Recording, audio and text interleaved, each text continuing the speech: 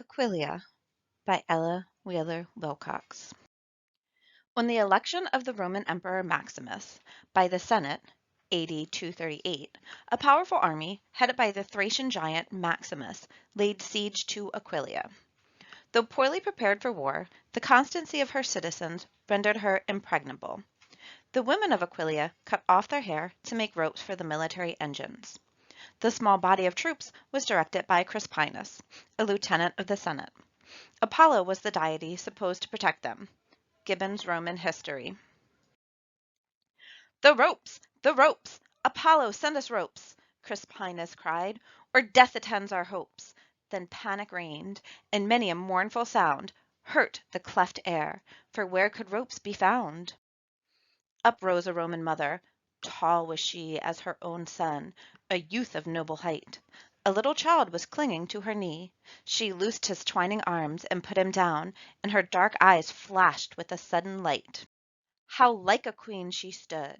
Her royal crown, the rich dark masses of her splendid hair, just flecked with spots of sunshine, here and there, twined round her brow, 'twas like a coronet, where gems of gold lie bedded deep in jet. She loosed the comb that held the shining strands, and threaded out the meshes with her hands. The purple mass fell to her garment's hem. A queen new clothed without her diadem, she stood before her subjects. "Now," she cried, "give me thy sword, Julianus."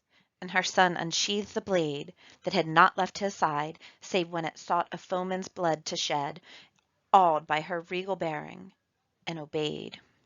With the white beauty of her firm, fair hand, she clasped the hilt, then severed, one by one, her gold-flecked purple tresses, strand on strand, for Iona's foes had fallen by that blade, robbed of its massive wealth of curl and coil, yet like some antique model rose her head in all its classic beauty. "See!" she said, and pointed to the shining mound of hair. "Apollo make swift answer to thy prayer. Crispinus! Quick!